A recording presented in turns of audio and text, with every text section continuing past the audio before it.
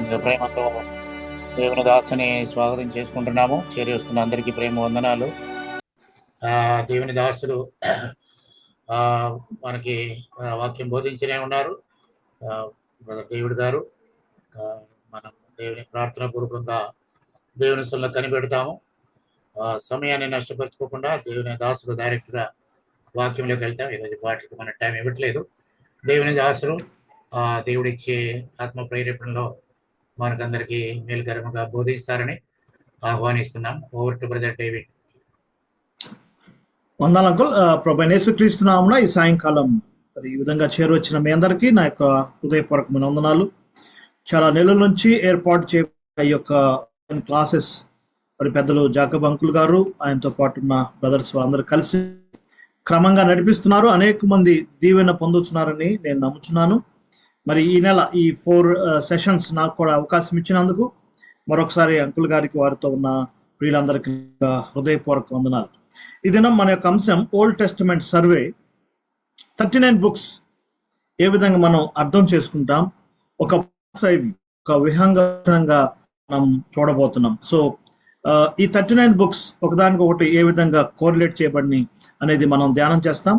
Last class అయిపోయిన తర్వాత ఒక నోట్స్ కూడా మీకు ఇవ్వబడుతుంది. అంకుల్ గారు మీకు వాటిని డిస్ట్రిబ్యూట్ చేస్తారు, అది మీకు లభిస్తుంది. కాబట్టి అటెన్షన్గా వినటానికి ప్రయత్నించండి, మంచిది. మరి బైబిల్ గ్రంథం ఆది అనే మాటతో ఆరంభమవుతుంది, ఆమెన్ అనే మాటతో ముగించబడదు. ఆది, ఇన్ ద బిగినింగ్, ఒక స్పష్టమైన ప్రారంభం. ఆమెన్, ఒక స్పష్టమైన ముగింపు. ఈ ప్రపంచంలో అనేక గ్రంథాలు ఉన్నప్పటికీ సరైన ఆరంభాలు, సరైన ముగింపులు లేవు.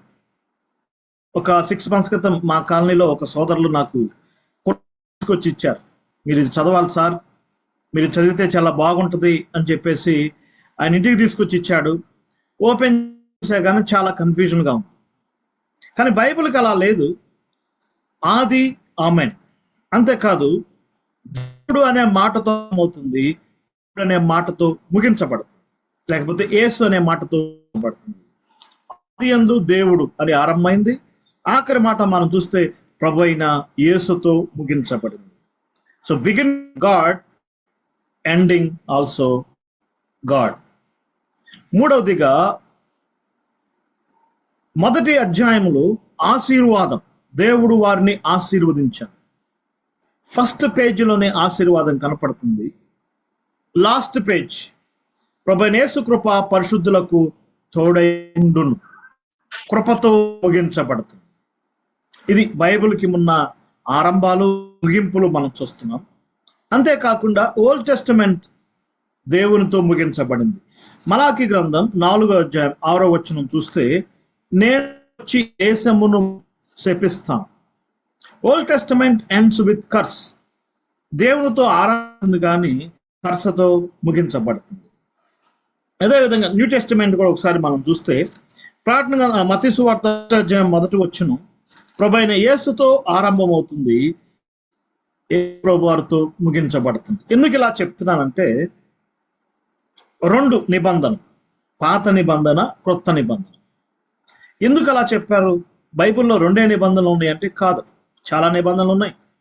అబ్రహాంతో నిబంధన, నోవాహుతో నిబంధన, దావీదుతో నిబంధన, మోషేతో పాలస్తీనా నిబంధన, ఇర్మియా గ్రంథంలో క్రొత్త నిబంధన, చాలా ఉన్నాయి. కానీ ఎందుకు అలా పెట్టారంటే, ప్రభువైన యేసుక్రీస్తు వారు ఈ భూమిని దర్శించకముందు, బిఫోర్ హిజ్ బర్త్ జరిగిన మొత్తం ఒక పార్ట్గా ప్రభువైన యేసుక్రీస్తు వారి నుంచి ప్రార్థన గ్రంథం వరకు సెకండ్ పార్ట్గా ఆ భావంతో పాత నిబంధన, క్రొత్త నిబంధన అన్నారు. కానీ 2 నిబంధనలు కాదు, చాలా నిబంధనలు. అది చాలా ప్రాముఖ్యమైనది.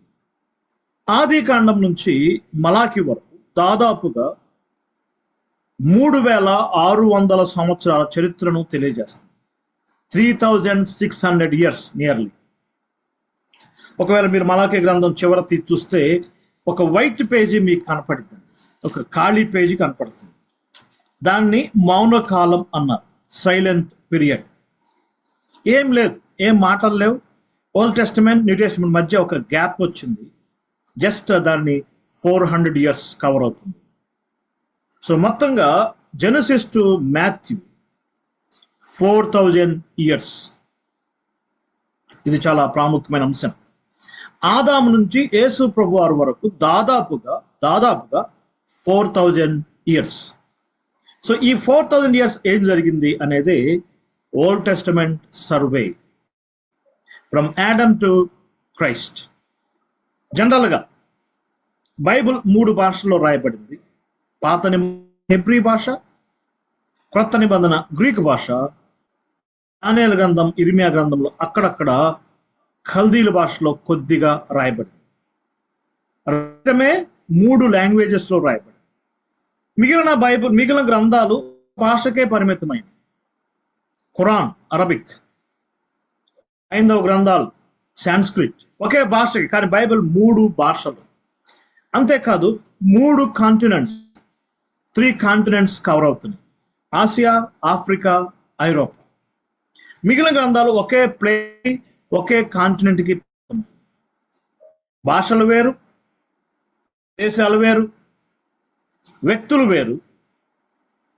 కానీ బైబిల్ చెప్పేది ఒకటే: నీ వాక్య సారాంశము సత్యం. 119వ కీర్తన 160 వచనం చూస్తున్నాం.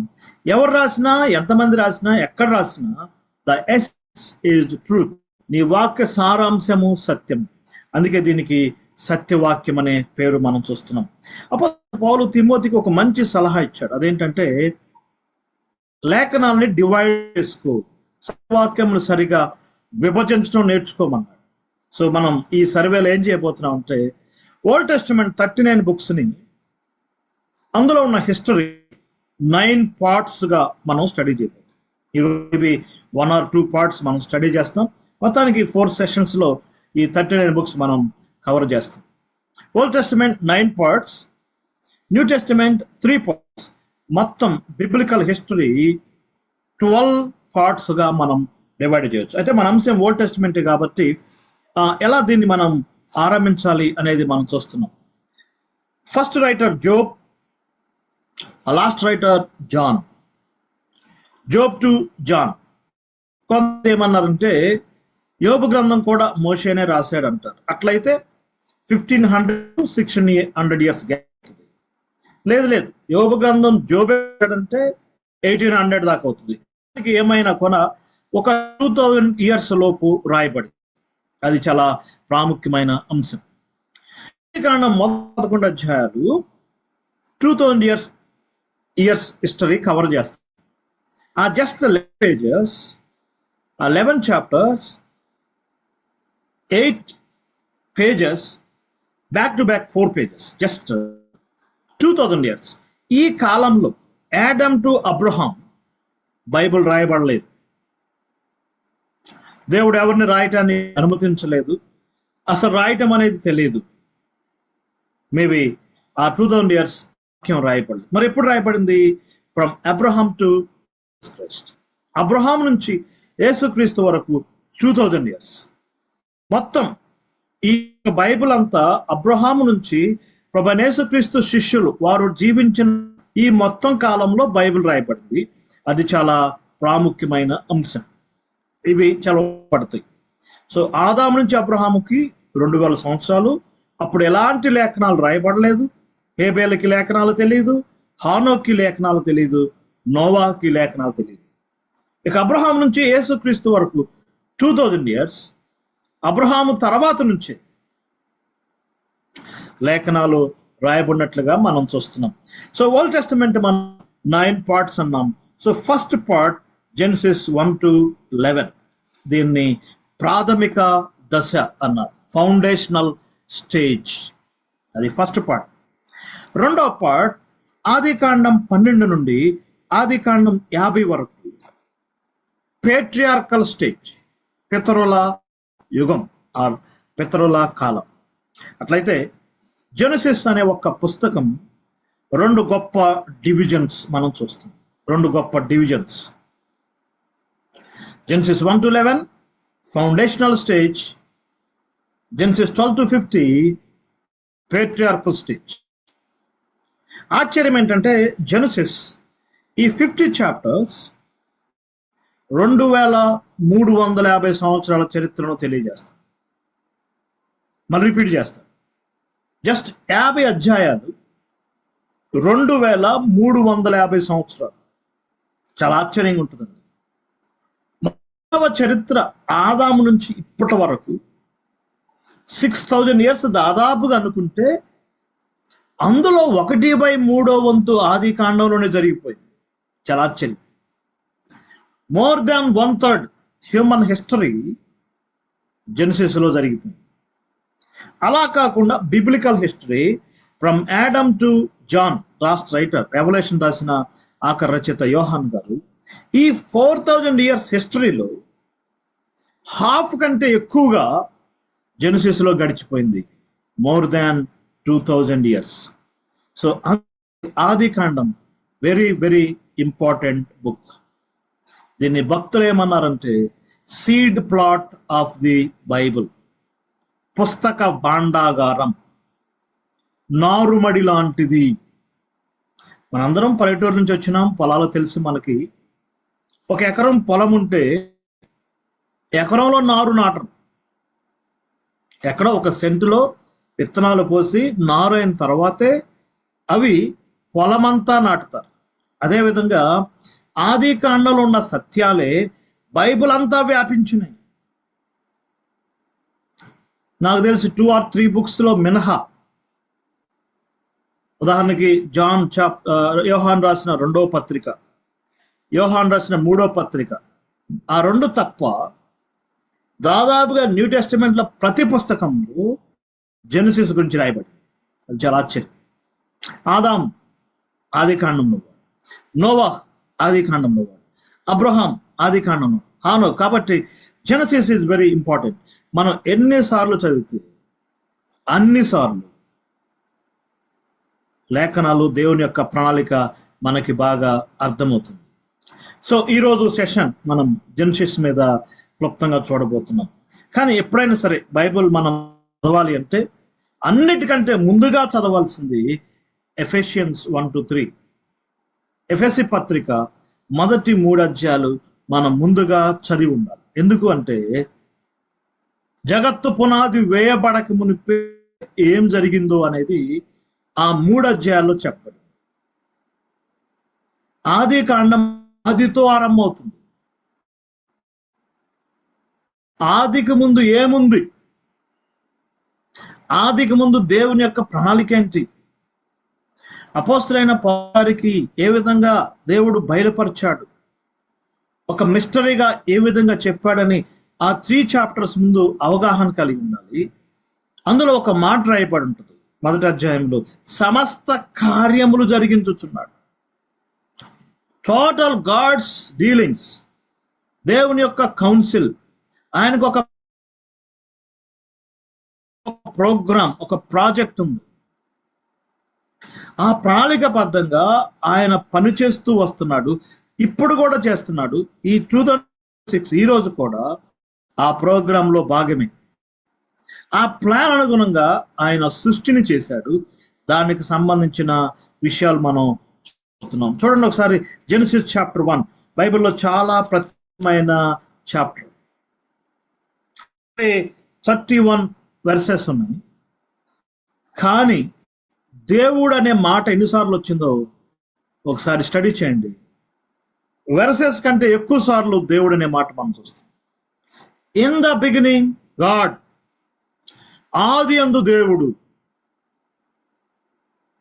ఇది చాలా గంభీరమైన మాట.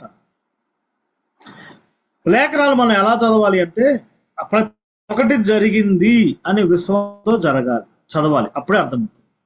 మొదటి రోజు ఏం చేశాడు. రెండో రోజు పూర్తిగా ప్రతి వాక్యాన్ని నమ్మితేనే అర్థమవుతాయి. సృష్టి కార్యం 6 చేయటం అనేది చాలా ప్రాముఖ్యమైన అంశం. ఇక్కడ ఒక మాట మీకు చెప్పాలి. బైబిల్ గ్రంథంలో 1189 అధ్యాయాలు, 1189 chapters.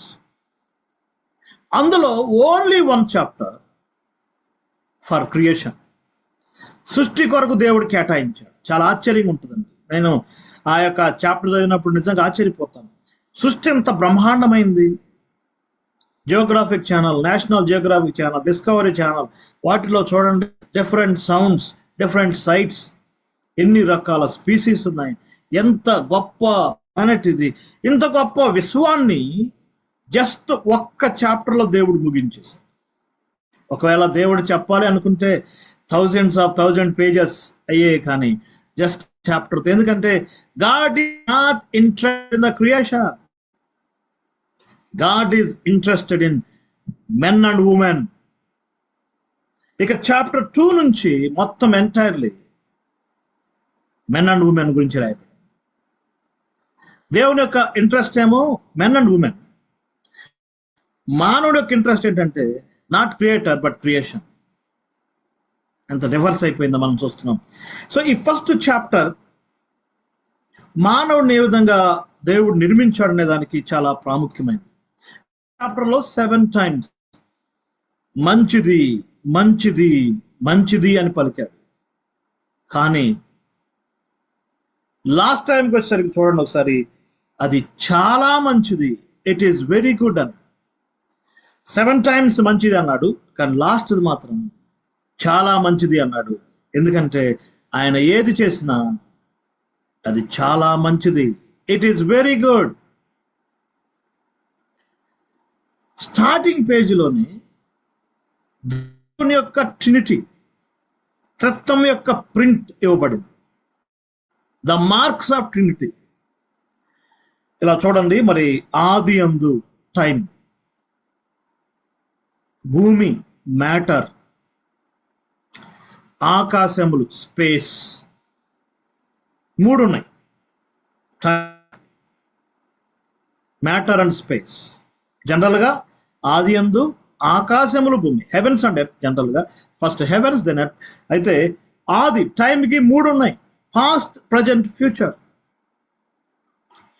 మ్యాటర్కి 3 ఉన్నాయి, సాలిడ్ లిక్విడ్ గ్యాస్. స్పేస్కి 3 ఉన్నాయి, లెంగ్త్ బ్రెడ్త్ హైట్.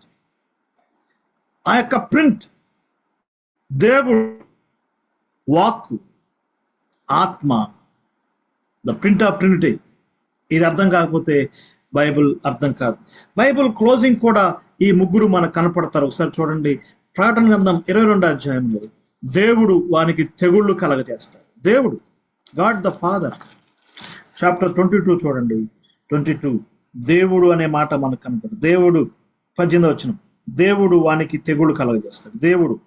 అలానే యేసు, లేకపోతే యేసు ప్రభు, ప్రభు అయిన యేసు, లార్డ్. మరి 17th verse, ఆత్మ, spirit. First page, last page with great important event. Mystery అనేది చాలా అంశం, దాన్ని వివరించగలిగిన వారు లేలే, కానీ మనం అవగాహన చూద్దాం. ఫస్ట్ చాప్టర్ జనరల్గా మానవుడికి చాలా ప్రాముఖ్యమైన అంశం. ఈ సృష్టిలో అత్యంత కీలకమైన వాడు మెన్ అండ్ ఉమెన్. మానవుడు జీవించడానికి ముఖ్యంగా 3 ఇంపార్టెంట్. మొట్టమొదటిది వాయుమండలం, కాస్మిక్ వరల్డ్. రెండవది జలమండలం, వాటర్. మూడవది ఎర్త్, భూమిలో నుంచి వచ్చే ఆహారం. మానవుడు బ్రతకడానికి 3 కావాలి, గాలి, నీరు, ఆహారం. ఎగ్జాక్ట్గా దేవుడు ఫస్ట్ డే వాయుమండలం చేశాడు, సెకండ్ డే జలమండలం చేశాడు, థర్డ్ డే భూమండలం చేశాడు. మరి 4th డే ఏం చేశాడు? వాయుమండలాన్ని నింపేశాడు. ఏం చేశాడు? జలమండలాన్ని నింపేశాడు. 6th డే ఏం చేశాడు? భూమండలాన్ని నింపేశాడు. ఒక ఆర్డర్గా చేశాడు. Our God is God of order. హరీబరీగా, హేఫజడ్గా చేయడు. ఆయన తొందరపాటు, ఆయన చాలా ప్రాముఖ్యంగా నెరవేర్చాడు. Cosmic world, water world and earth. చివరిగా మానవుడు చేశాడు. మానవుడికి కావాల్సింది రెండవది ఏంటి అంటే డ్వెల్లింగ్ ప్లేస్. 2వ అధ్యాయంలో డ్వెల్లింగ్ ప్లేస్ ఏదైనా ఇచ్చాడు. సో జెనసిస్ యొక్క బిగినింగ్ ఇలా మనం చూస్తున్నాం. ఏం జరిగింది? మొదటి 11 అధ్యాయాలు ప్రాథమిక దశ అని మీకు చెప్పాను కదా. దాని కింద 4 సబ్ హెడ్డింగ్స్ రాసుకుంది. నెంబర్ 1, 4 గొప్ప సంభవాలు జరిగినాయి. ఒకసారి ఒక వచనం చూడండి దయచేసి. Chapter 11 verse 26. నా బ్రదర్ ఒకళ్ళు మరి చదివితే మంచిది. 11:26. ఆది కాండం మొదటి 11 అధ్యాయాలు ఒక ముఖ్యమైన అని చెప్పుకున్నాం, ఫౌండేషనల్ పార్ట్. 26 వెర్స్ ఎవరైనా దయచేసి చదువుతారా? ఓకే, అన్మ్యూట్ ఉన్నాయి కాబట్టి నేను చదువుతాను. చదవమని చదువుతా brother. Okay okay okay 11:26. 1 second brother. Yeah. తెరహు 70 ఏండ్లు బ్రతికి అబ్రహామును, నాహోరును, హారానును కనెను. చాలండి. Abram, first mention of Abram అక్కడే. Abraham. So from Adam to Abraham, the first part, 2000 years, 11 chapters. ఈ 2000 years ఏం జరిగింది అంటే 4 great events, 4 గొప్ప సంభవాలు జరిగినాయి. అంతేకాదు 4 great men, 4 గురించి రాయబడింది. Adam, Abel, Enoch and Noah. So 4 events, 4 men, 2000 years, 11 chapters, 4 pages or 8 pages. So first part, ఈ 2000 years జరిగిన 4 ఈవెంట్స్ ఏంటి? నెంబర్ 1, క్రియేషన్, సృష్టి కార్యం, మొదటి 2 అధ్యాయాలు. నెక్స్ట్ 3 అధ్యాయాలు, 3, 4, 5 అధ్యాయాలు కరప్షన్, పాప ప్రవేశం, మానవ పతనం. 6, 7, 8, 9, 10 అధ్యాయాలు కండెమనేషన్, తీర్పు, జలయము, తీర్పు, తదనంతర పర్యావసానాలు. ఓకే, సో 4 డిఫరెంట్ చాప్టర్స్ మనం చూస్తున్నాం, 4 డిఫరెంట్ ఫేజెస్. మళ్ళీ రిపీట్ చేస్తాం. క్రియేషన్,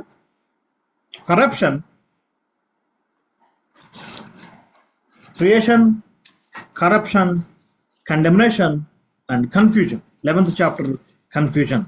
సో 4 divisions ఏర్పాటు చేసుకోవడానికి మనం చూస్తున్నాం. ఆ సెక్షన్లో మొట్టమొదటిది ఫస్ట్ చాప్టర్స్ ఆల్రెడీ మనం చూసాం. క్రియేషన్ ఏ విధంగా ఏర్పాటు చేయబడింది, గ్రేట్ దేవుని యొక్క ప్లాన్. మానవుడు ఎలాలని ఆయన కోరుకున్నాడు, ఒక ప్యారడైజ్ ఇచ్చాడు. ఆ యొక్క ఆదాముకి ఈవ్ ఒక రాణిని, కింగ్ అండ్ క్వీన్ ఏర్పాటు చేశాడు, ఎంజాయ్ చేయమన్నాడు. చాలా గొప్ప అంశాలు ఉన్నాయి, అందులోకి మనం వెళ్తే చాలా టైం పట్టిద్ది. కానీ ఒక ఆశ్చర్యకరమైన మన సంగతి మనం చూస్తున్నాం. చాప్టర్ 2 verse 7 ఒకరు చదువుతారా బ్రదర్ ఎవరైనా? Chapter 2 verse 7.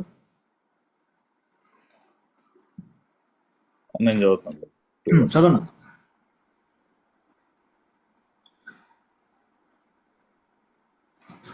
దేవుడైన యెహోవా నేలమంటితో నరుని నిర్మించి వాని నాసికా రంధ్రములో జీవాయువును ఊదగా నరుడు జీవాత్మాయను. చాలు. భూమి మీదకి మానవులు 4 రకాలు వచ్చారు. 4 ways, 4 avenues. మొట్టమొదటిది మట్టి ద్వారా వచ్చాడు, యాడమ్. 2, ఈవ్, ఎముక ద్వారా వచ్చింది, బోన్. 3, వారి ద్వారా వచ్చారు మనమంతా, ఫ్రమ్ కైన్ టు టుడే. 4వదిగా క్రైస్ట్, కన్యక ద్వారా వచ్చాడు, వర్జిన్. భూమి మీదకి 4 రకాలు వచ్చారు. మళ్ళీ రిపీట్ చేస్తాం. యాడమ్, క్రియేషన్, దేవుడు సృష్టించాడు. ఈవ్, ఫార్మేషన్, అతని ఎముకలో నుంచి తయారు చేయబడింది. కయిన్, ఏబెల్, వీళ్ళంతా జనరేషన్, మనంతా generations and generations. Christ, incarnation, ఆయన కన్యక ద్వారా ఈ లోకానికి వచ్చాడు. సో యాడమ్, వివాహము, గొప్ప అంశాలు మనం చూస్తున్నాం. దాంట్లో సెకండ్ది కరప్షన్. ఎవరైనా సరే బైబుల్ చదివేటప్పుడు బిగినింగ్స్ అండ్ ఎండింగ్స్ చాలా అద్భుతంగా ఉంటాయి. ఫస్ట్ 2 chaptersలో నో సిన్, పాపం లేదు, no curse, no tears, no death. First 2 chapters. Last 2 chapters కూడా సేమ్ టు సేమ్. బైబుల్ అలానే ఎండ్ అవుతుంది. మీకు వీలుంటే నైట్ చూడండి.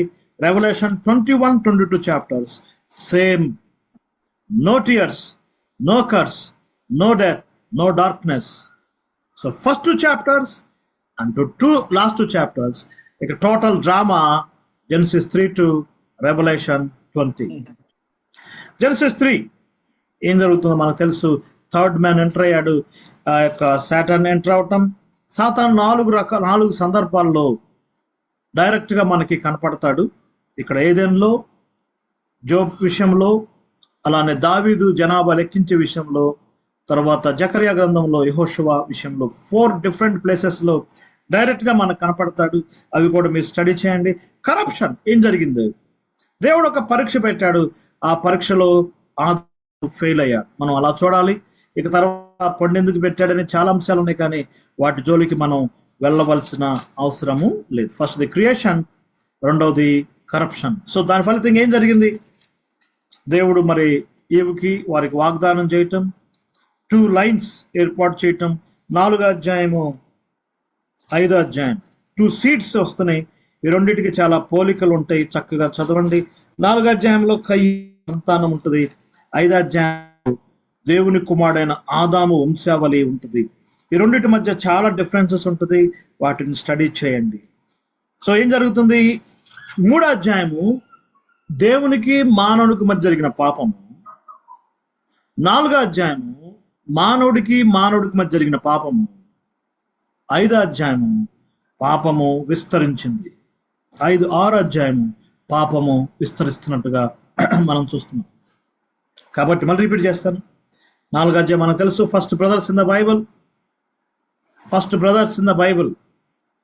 న్యూ టెస్టమెంట్ లో కూడా first brothers in the Bible మనకు కనపడతారు. ఇక్కడ కయ్యను హేబేలును చంపితే న్యూ టెస్టమెంట్ లో 2 బ్రదర్స్ యేసు ప్రభువుని వెంబడిస్తారు. అక్కడ ఏం జరిగిందో మీరు చూడొచ్చు. 6వ అధ్యాయం పాపం విస్తరించింది, దేవుడు అనాచి మానవాల్ని తుడిచేద్దాం అనుకున్నాడు. చూడండి ఒకసారి 6వ అధ్యాయంలో ఒక మంచి మాట, 6-7 వచనాలు. తుడిచేద్దాం అనుకున్నాడు, కానీ 8th verse total programme change చేసింది. అయితే నోవహు కృప పొందెను. ఈ అయితే అనే మాట ఎంటైర్ ప్రోగ్రామ్ చేంజ్ చేసింది. దేవుడు ఒక గ్రేట్ ఆపరేషన్ స్టార్ట్ చేశారు, మాపింగ్ ఆపరేషన్. అందరిని తుడిచేద్దామంటున్నాడు, కానీ కృప అడ్డుపడింది.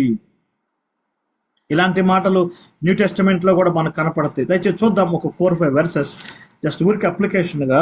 ఎఫెసీ పత్రిక 2వ అధ్యాయంలో మొదటి 3 వచనాలు, శరీరం ఎక్కి మనసు ఎక్కి కోరిక నెరవేర్చుకున్నాము, దైవోగ్రతకు పాత్రులం, అయినను దేవుడు కరుణా సంపన్నుడు. ఆ అయిన అనే మాట ప్రోగ్రామ్ చేంజ్ చేసి ఇలాంటి మాట రోమపత్రిక 5వ అధ్యాయంలో కూడా ఉంటుంది. ఏలైనగా మనం ఇంకా బలహీనమై ఉండగా, పాపులమై ఉండగా, శత్రులమై ఉండగా, అయితే దేవుడు మన తన ప్రేమను వెల్లడిపరుస్తుంది. అయితే అనే మాటలు వచ్చినప్పుడు టోటల్ ప్రోగ్రామ్. ఇక్కడ 6వ అధ్యాయం 8వ వచనంలో ఫస్ట్ టైం గ్రేస్, కృప గురించి రాయబడింది. The first mention of grace.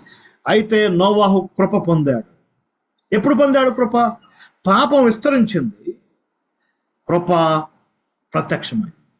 That is the gospel. పాపం విస్తరించింది, కృప ప్రత్యక్షమైంది. ఆ కృప ద్వారా నోవాహు తప్పించబడ్డాడు. దేవుడు ఒక గ్రేట్ ప్రాజెక్ట్ తలపెట్టాడు. వార్డు నిర్మాణం చేయమన్నాడు. మనకు తెలిసిందే 8 మెంబర్స్ ఆ వార్డులో నుంచి బయటికి వస్తారు. 6-7 అధ్యాయాలు కూడా గ్రేట్ డిస్క్రిప్షన్ జరుగుతుంది. కానీ ఈ వార్డులో చాలా ఆశ్చర్యకరమైన ఒక మాట మనం చూద్దాం. చూడండి 6వ అధ్యాయము 14 వచనం. ఓడ లోపల వెలుపల, లోపటను వెలుపటను. అది ఒకసారి మీరు అండర్లైన్ చేసుకోండి. దేవుని యొక్క ఆర్డర్ ఏంటంటే ఇన్సైడ్ అండ్ అవుట్ సైడ్, లోపట వెలుపట. దేవుడు ఎక్కడ మాట్లాడినా లోపట వెలుపట, లోపట వెలుపట, లోపట వెలుపట. Inside first, outside next. Revelation 5:1 మనందరూ తెలిసిందే. ఆ గ్రంథం లోపటను వెలుపటను. జాన్ చాప్టర్ 10లో లోపలికి పోవచ్చు, వెలుపలికి వస్తాయి. మోషేతో చెప్పినప్పుడు మందసం గురించి లోపల వెలుపల. God's order inside and outside, man's order is outside and inside. మానవుడు ఎప్పుడు ఎక్కడ మాట్లాడినా వెలుపల లోపల అని మాట్లాడతాడు.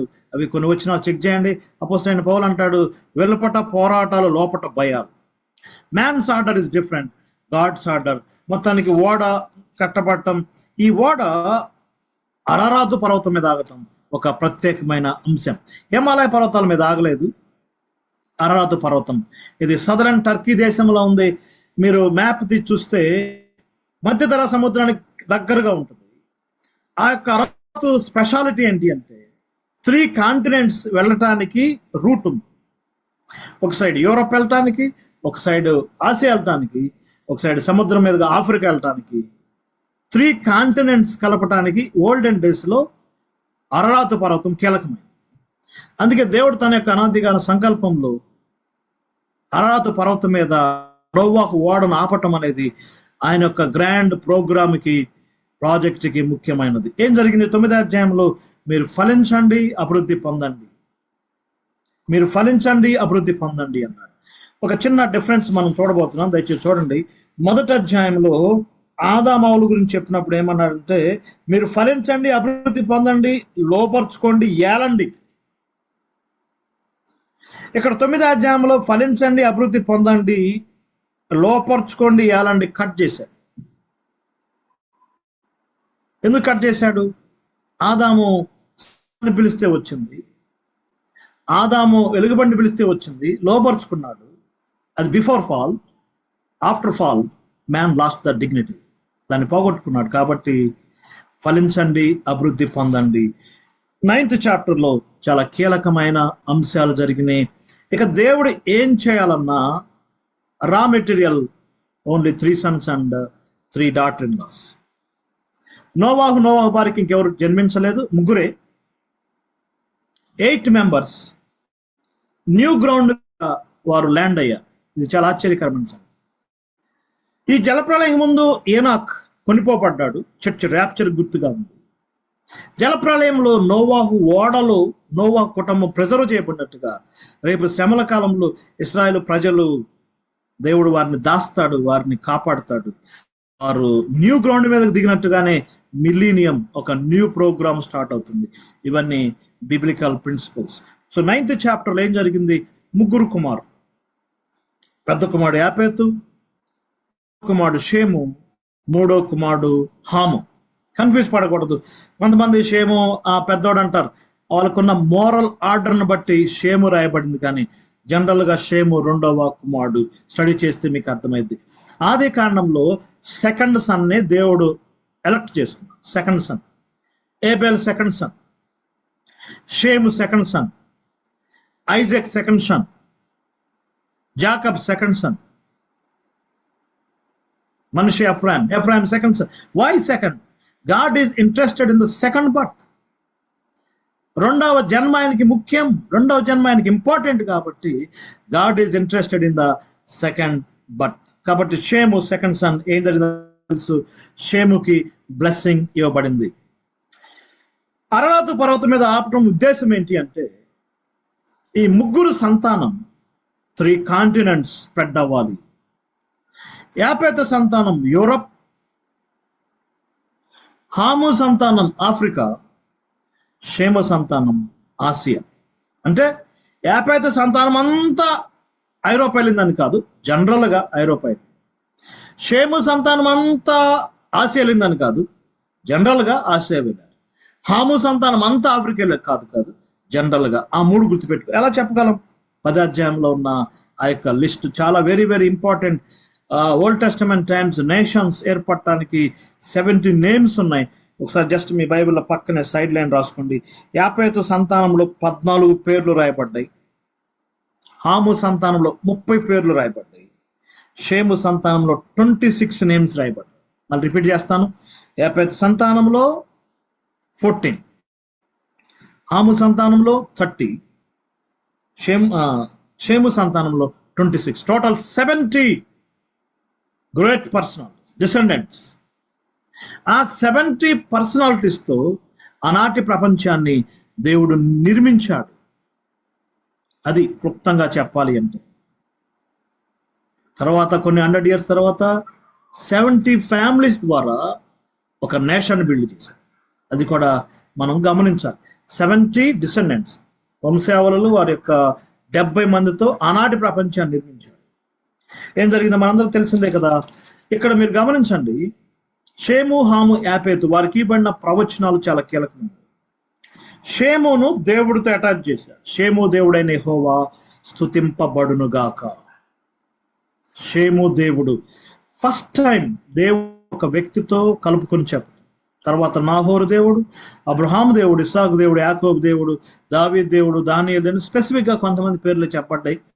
ఇప్పుడైతే మన ప్రభు అయిన యేసుక్రీస్తు యొక్క తండ్రి అయిన దేవుడుగా చెప్పబడింది. ఓకే, సో షేము వర్షిప్, దేవుడిని స్తుతిస్తాడు. అందుకే ఆసియా ఖండం నుండి అనేక రిలీజియన్స్ వచ్చినాయి.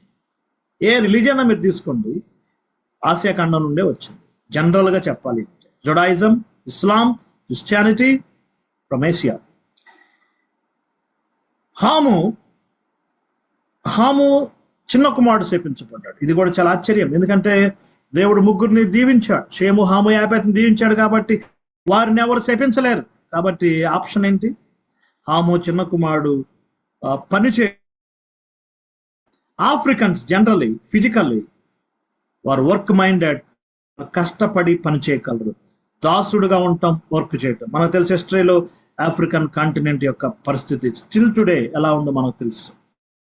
యాపేతును విశాలపరుతును, ఇది నాలెడ్జ్కి సంబంధించిన హీబ్రూ పదం వాడబడింది. Science and technology, industrial revolution Europe నుంచి రావటం మనం చూస్తున్నాం. చూసారా, నోవాహు యొక్క ప్రాఫెసీ ఇక టోటల్ ముందుకేం జరగబోతుంది అనేది చాలా కీలకంగా చెప్పబడింది. 3 కాంటినెంట్స్ కి వెళ్ళిపోయినట్టుగా, అప్పుడే కాదు కొన్ని తరాలైన తర్వాత అది జరిగినట్టుగా మనం చూస్తున్నాం. సో ఫస్ట్ది క్రియేషన్, రెండవది కరప్షన్, మూడవదిగా కండెమినేషన్, జలప్రళయము, తదనంతర పర్యావసరాలు. ఇప్పుడు 11th చాప్టర్కి వచ్చాం. కన్ఫ్యూజన్. ఏం జరిగింది? దేవుడు చెదిరిపోండి అన్నాడు, భూమిని నింపండి. ఒకే భాష, ఒకే పలుకు, ఒకే చోట it's very important. So first 2000 years history, ఒకే భాష, ఒకే పలుకు, ఒకే చోట ఉన్న మానవ చరిత్ర. ఎక్కడ జరిగింది హిస్టరీ? ఇరాక్ తూర్పు దిక్కును జరిగింది, ఈస్ట్ సైడ్. బైబిల్లో మనకి ఈస్ట్, తూర్పు అంటే దేనికి తూర్పు? ఇజ్రాయెల్ దేశానికి తూర్పు. ఉత్తరం ఇజ్రాయెల్ ఉత్తరం. దక్షిణం ఇజ్రాయెల్ దేశానికి దక్షిణం. ప్రపంచానికి centre Israel, geographical centre Israel. East అనేది ఇజ్రాయెల్కి east side. So maybe Iraq, Turkey ఆ ప్రాంతాల్లో ఫస్ట్ 2000 years జరిగింది. 11th చాప్టర్ చాలా కీలకమైంది. దేవుడు చెదిరిపోండి అంటే లేదు లేదు మేము ఒకే చోట ఉంటాము అని ఒక గ్రేట్ ప్రాజెక్ట్ ఏర్పాటు చేశారు. పైకి వెళ్ళిపోదాం కదా. మానవుడి యొక్క ప్రగల్భాలు ఏంటంటే మనం పైకి వెళ్ళిపోదాం. దానికి దేవుని యొక్క ఆన్సర్ ఏంటంటే మనము కిందకి దిగిపోదాం. ఆ మాట చాలా ఆశ్చర్యంగా ఉంటుంది చూడండి. మనము కిందకి దిగిపోదాం. మానవుడేమో పైకి వెళ్దాం, దేవుడేమో కిందకి దిగిపోదాం. ప్రభు చెప్పిన మాట ఎంత ఆశ్చర్యమైనది. తను తాను హెచ్చించుకున్నవాడు తగ్గించబడు, తను తాను తగ్గించుకున్నవాడు హెచ్చించబడు. దేవుడు దిగొచ్చాడు, వారిని చెదరగొట్టాడు. 11:9 చూడండి ఒకసారి. ఒక మాట చదవండి బ్రదర్. 9th verse చూడండి. 9th verse 11th chapter. దానికి బాబేలు అను పేరు పెట్టిరి, ఎందుకనగా అక్కడ యెహోవా భూజనులందరి భాషను తారుమారు చేసెను. అక్కడ నుండి యెహోవా భూమి అందంతటా వారిని చెదరగొట్టెను. First time the tower of Babel, బాబేలు టవర్ కూలిపోయింది. 11th chapter 9th verse. 11/9 అనగానే మనకు గుర్తొస్తాయి కదండి, 2 towers కూలిపోయింది. అవి కూడా ఎప్పుడు కూలిపోయినాయి? 11/9. ఆనాటి 11/9 బాబెల్ టవర్ మన కళ్ళ ముందే 2001లో 11/9 2 towers కూలిపోయింది. దేవుడు మానవుడి యొక్క గర్వాన్ని అనుస్తాడు, దేవుని యొక్క ప్రణాళిక నెరవేరుద్ది. సో ఫస్ట్ 11 chapters ఒక్క మాటలో చెప్పాలి అంటే యాక్ట్స్ చూడండి. అపోస్తుల కార్య గ్రంథం 11వ అధ్యాయం 26వ వచనం. ఒక్క వచనంలో ఈ 11 chapters మనం చెప్పొచ్చు. అదేంటంటే ఒక మనుషుని నుండి ప్రతి జాతి మనుషులను సృష్టించాడు, వారు భూమి అంతటా నింపబడాలి. That is the important thing. మొదటి 11 అధ్యాయాలు ఏదైనా తోట, జలప్రళయము, ఇవన్నీ మనం ఆలోచన చేసిన అసలు ముఖ్యమైన ఉద్దేశం ఏంటి?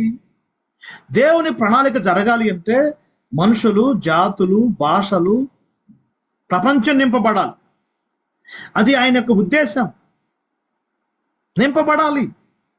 సో 11 చాప్టర్స్ జనరల్గా చెప్పాలంటే ఒకని ద్వారా, ఎవరు ఆదాము ద్వారా భాషలు జాతులు ఎలాగొచ్చినాయి అనేది మొదటి 11 చాప్టర్స్ యొక్క సారాంశం. అంతవరకే మనం వాటిని చూడాలి. కానీ ముగ్గురు గ్రేట్ పర్సనాలిటీస్ ఉన్నారు. Abel worship, walk and Noah work. ఈ ముగ్గురు గ్రేట్ గొప్ప భక్తులుగా ఉన్నారు. మనకు ఒక గ్రేట్ టీచింగ్ చేస్తున్నారు. వర్షిప్ ఏబెల్ ద్వారా, worship like Abel, walk like Enoch and work like Noah. So ఇప్పుడు మనం 12 సెకండ్ పార్ట్కి వచ్చాం. ఇప్పుడు ఫౌండేషనల్ కాదు కానీ పేట్రియార్కల్ స్టేజ్. ఆది కాండం 12 అధ్యాయం నుంచి ఆది కాండం 50 అధ్యాయం వరకు సెకండ్ పార్ట్. ఇది పితరుల యుగం. ఇక్కడ 4 ఈవెంట్స్ కాదు కానీ 4 గ్రేట్ మెన్, 4 గొప్ప పేట్రియార్క్స్ మనకు కనపడతారు. Abraham life, Isaac life, Jacob life and Joseph life. So చక్కగా అబ్రహాం తర్వాత ఇస్సాకు, ఇస్సాకు తర్వాత యాకోబు, యాకోబు తర్వాత యోసేపు. 4 గ్రేట్ పర్సనాలిటీస్ యొక్క హిస్టరీ జరిగింది. ఈ 12 to 50 350 ఇయర్స్, 350 సంవత్సరాలు. ఆది కాండం 1 to 11 2000 ఇయర్స్. ఆది కాండం 12 to 50 350 ఇయర్స్. 350 ఇయర్సే కానీ 4 గ్రేట్ పర్సన్స్. ఇప్పుడు మనం ఒక గ్రేట్ వ్యక్తిని కలుసుకోబోతున్నాం. ఆయన పేరు Abraham. A great key figure, బైబిల్కి చాలా కీలకమైన వ్యక్తి అబ్రహాం. భక్తులు ఏమంటున్నారంటే అబ్రహాం పిలుపు బైబిల్ చరిత్రకు గొప్ప మలుపు. అబ్రహాము పిలుపు బైబిల్ చరిత్రకు గొప్ప మలుపు. మొత్తం 27 బుక్స్ లో అబ్రహాం గురించి మెన్షన్ చేయబడి, old testament 16 books, new testament 11 books, 27 books లో అబ్రహాం గురించి రాయబడటం అతనుకున్న ప్రత్యేకత. ఎలాంటి వాడు మనకు తెలుసు. ఐడల్టస్ పర్సన్, విగ్రహారాధన వచ్చాడు, బబులోన్ నుంచి వచ్చాడు, దేవుని యొక్క పిలుపు అందుకున్నాడు. ఇప్పుడు దేవుని యొక్క ఫ్రెష్ ప్రోగ్రామ్ అబ్రహాం నుంచి మనం స్టార్ట్ ఎవరైనా బైబిల్ని అర్థం చేసుకోవాలి, దేవుని యొక్క హిస్టరీ, బైబిల్ యొక్క హిస్టరీ అర్థం చేసుకోవాలంటే ఫ్రెష్గా అబ్రహాంతో స్టార్ట్ చేయాలి. A single man. ఈ మాటలు ఎస్కేల్ గ్రంథంలో, యెషయా గ్రంథంలో ఉంటుంది. అబ్రహాము ఒంటరి అయి ఉండగానే అతన్ని పిలిచాను. దేవుడు ఒక వ్యక్తిని బయటికి పిలిచాడు, అతని ద్వారా ఒక గ్రాండ్ ప్రోగ్రామ్ ఏర్పాటు చేశాడు. ఇప్పుడు దాన్ని మనం క్లుప్తంగా ఈ 15 minutes లో చూడబోతున్నాం. చూడండి ఒకసారి. ఒక గ్రేట్ ప్రామిస్ చెప్పాడు. 12వ అధ్యాయం మొదటి 3 వచనాలు. 7 గొప్ప వాగ్దానాలు చెప్పాడు, మనకు తెలిసినవే. అందులో ఇక నేను వెళ్ళట్లేదు, కానీ అందులో ఒకటి చాలా ఆశ్చర్యంగా ఉంటుంది. 3వది చూడండి. నీ నామాన్ని గొప్ప చేస్తాను, I will magnify your name. ఈ మాటలు చెప్పి 4000 ఇయర్స్ అవుతుంది, అయినా కూడా ఆ ప్రామిస్ ఇంకా నెరవేరుతుంది. ఈ ప్రపంచంలో ఎక్కువ మంది పెట్టుకున్న పేరు అబ్రహాం.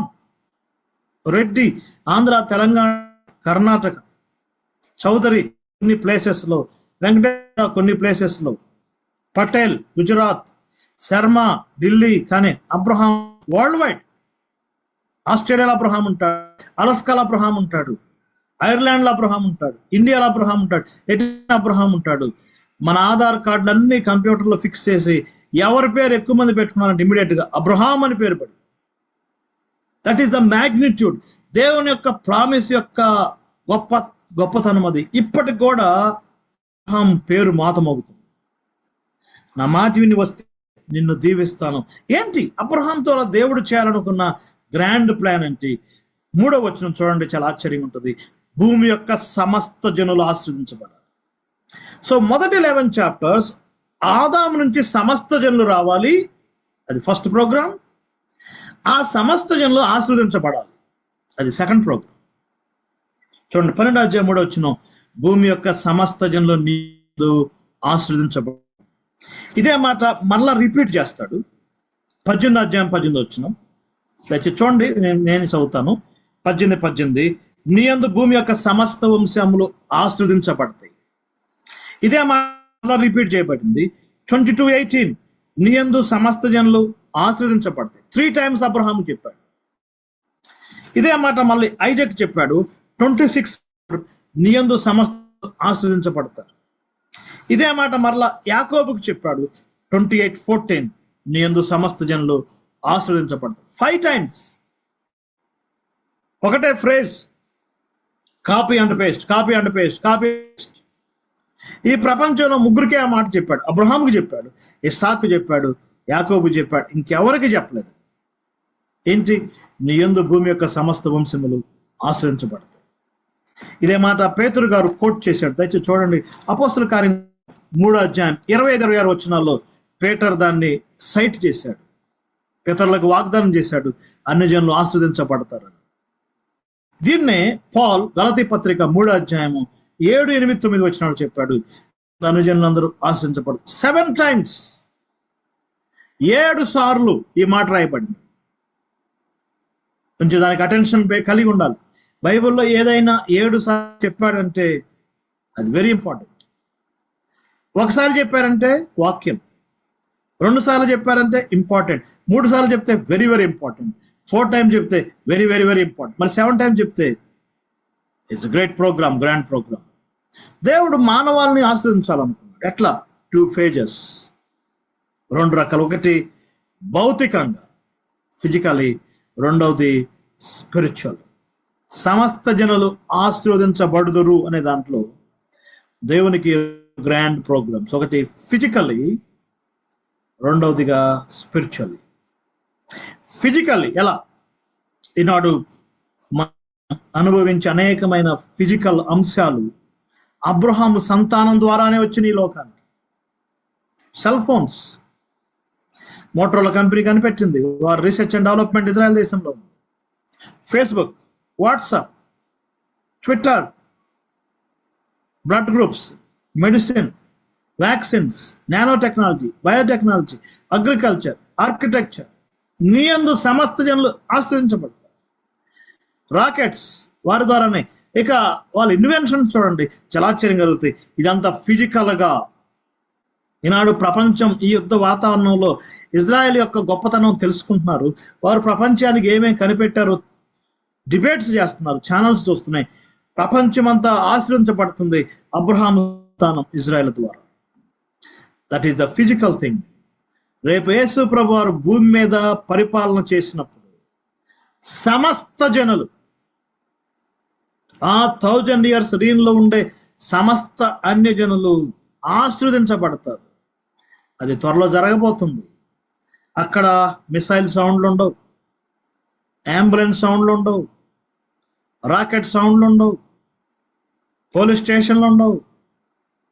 ఈ భూమి పుష్పించిద్ది, సమస్త జనులు ఆశీర్వదించబడతారు. అనేకమైన సామ్స్, అనేకమైన ప్రాఫెసీస్. అది ఫిజికల్గా జరగబోతుంది, కానీ స్పిరిచువల్గా జరగబోతుంది. ఎలా జరగబోతుంది? స్పిరిచువల్ రక్షణ. ఒక మాట చూద్దాం, చూడండి ఒకసారి. రోమాపత్రిక 15:29 వచనంలో ఒక మాట అపోస్తులైన పౌలు అంటాడు. అదేంటంటే, నేను త్వరలో మిమ్మల్ని కలుసుకోవడానికి రాబోతున్నాను, మీ వద్దకు వచ్చినప్పుడు సువార్తాశీర్వాదముతో వస్తాను. అక్కడ ఫుట్ నోట్లో ఉంటుంది, అది నోట్ చేసుకోండి. సువార్తాశీర్వాదం. ఇది సమస్త జనులకు తండ్రి అయిన దేవుడు ఏర్పాటు చేసిన ఆశీర్వాదం. ఏంటంటే ద బ్లెస్సింగ్ ఆఫ్ గాస్పెల్. సువార్తాశీర్వాదం సమస్త జనులకు రావాలి అని ప్లాన్ చేశాడు. అది వెంటనే జరగలేదు, టైం పట్టింది. ఆ సంతానంలో ప్రభువారు జన్మించాడు, ఆయన చనిపోయాడు, తిరిగి లేచాడు. తద్వారా ఆయన వెళ్తూ ఒక మాట చెప్పాడు, సమస్త జనులను శిష్యులుగా చేయాలి. సో ఈ యొక్క period from Abraham to Christ ఏం జరిగింది అనేదే Old Testament. So first 11 chapters just మనం అట్లా పాజ్ అయినప్పటికీ, ఇక టోటల్గా జెనసిస్ 12 to క్రైస్ట్ యొక్క క్రాస్ రెజరెక్షన్ వరకు దేవుడు స్ట్రెచ్ చేశాడు. 2000 years నేను సాగదీశాడు. Books after books, prophecies after prophecies ఆయన కంటిన్యూ చేస్తా వెళ్ళాడు. సో నెక్స్ట్ 3 sessions ఈ జెనసిస్ 12 to మలాకి వరకు ఏం జరిగింది అనేది మనం క్లుప్తంగా చూడబోతున్నాం. సో ఇప్పుడు మనం 12th chapter జస్ట్ అట్లా ఒక పాజ్ పెడతాం. సో 11 చాప్టర్స్ ఒక వ్యక్తి ద్వారా సమస్త జనులు ఏ విధంగా వచ్చినాయి, ఏ విధంగా చెదరగొట్టబడ్డారు, ఏ విధంగా దేవుని తీర్పుకు గురయ్యారు. ఆనాటి లోకం కన్ఫ్యూజన్లో ఉంది, కానీ దేవునికి కన్ఫ్యూజన్ లేదు. ఆయనకు ఒక గ్రాండ్ ప్రోగ్రామ్ ఉంది. ఆ ప్రోగ్రాం కొరకు దేవుడు అబ్రహాము ఏర్పాటు చేసుకున్నాడు. అది అబ్రహాం ఒక్కడితోనే కాదు, అబ్రహాము, ఇస్సాకు, యాకోబు. యాకోబుకి 12 మంది, 12 మంది 70, 70 మంది 1000 మంది. సో ఏం జరిగింది జస్ట్ ఒకటి నోట్ చేసుకోండి, మనం క్లోజ్ చేస్తాం. 2 ఆశీర్వాదాలు మర్చిపోకూడదు. ఒకటి ఫిజికల్, రెండవది స్పిరిచువల్. ఇప్పుడు పార్షియల్గా సమస్త జనులు ఫిజికల్ భౌతిక ఆశీర్వాదాలు ఇజ్రాయెల్ ద్వారా పొందుతున్నారు, కానీ స్పిరిచువల్ బ్లెస్సింగ్స్ మాత్రం త్రూ క్రైస్ట్, ప్రభు అయిన యేసు క్రీస్తు ద్వారా జరుగుతున్నాయి. అందుకే ఇశ్రాయేల్ ప్రజలు ప్రపంచానికి 2 గొప్ప గిఫ్ట్స్ ఇచ్చారు. ఒకటి ద వర్డ్ ఆఫ్ గాడ్, దేవుని వాక్యం ఇచ్చారు. ద సన్ ఆఫ్ గాడ్, దేవుని కుమారుని ఇచ్చారు. మళ్ళీ రిపీట్ చేస్తాను, అబ్రహాము సంతానం ప్రపంచానికి 2 గ్రేట్ గిఫ్ట్స్ ఏంటంటే word of God and son of God. Not only that, ఇప్పుడు ఫిజికల్గా టెక్నాలజీ అనేకమైన చూస్తున్నాం. ఒక మాట జస్ట్ నోట్ చేసుకోండి, ఎలా చేశాడు దీన్ని. నెంబర్ 1, ఒక వ్యక్తిని ఎన్నుకున్నాడు, అబ్రహాం. రెండవది, వ్యక్తి ద్వారా కుటుంబాలు కట్టాడు, జెనసిస్ 12-50. నెంబర్ 3, కుటుంబాలని ఒక జాతిగా నిర్మించాడు, Exodus to Deuteronomy. Number 4, Joshua to Malachi, వారికి ఒక దేశం ఇచ్చాడు. మళ్ళీ రిపీట్ చేస్తాను, ఒక వ్యక్తిని ఎన్నుకున్నాడు అబ్రహాం, ఆ వ్యక్తి ద్వారా కుటుంబాలు కట్టాడు. 12-50 కుటుంబాల చరిత్ర. కుటుంబాలను ఒక చోట చేర్చాడు, వారిని ఒక జాతిగా నిర్మించాడు, నిర్గమాకాండం నుంచి ద్వితీయోపదేశకాండం వరకు. నెక్స్ట్ స్టేజ్, వారికి ఒక దేశం ఇచ్చాడు, యెహోషువ నుంచి మలాకి వరకు ఒక దేశ చరిత్ర. అండ్ తర్వాత ఏం జరిగింది, ఆ దేశంలో రక్షకుడు జన్మించాడు, ఆయన చనిపోయి తిరిగి లేచాడు. This is the old testament story. So ఈరోజు మనం ఈ ఫస్ట్ సెషన్లో జెనసిస్ మీద ఒక రివ్యూ చేశాం. ఫస్ట్ 11 చాప్టర్స్ ఫౌండేషనల్ స్టేజ్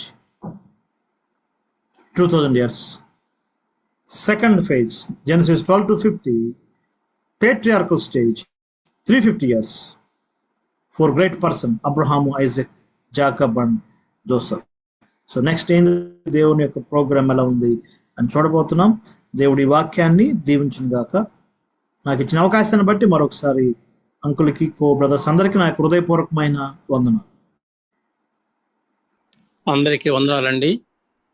చక్కని ధ్యానాన్ని మనం కలిగి ఉన్నాము, అందుబట్టి మనం దేవుని స్తుతిద్దాము.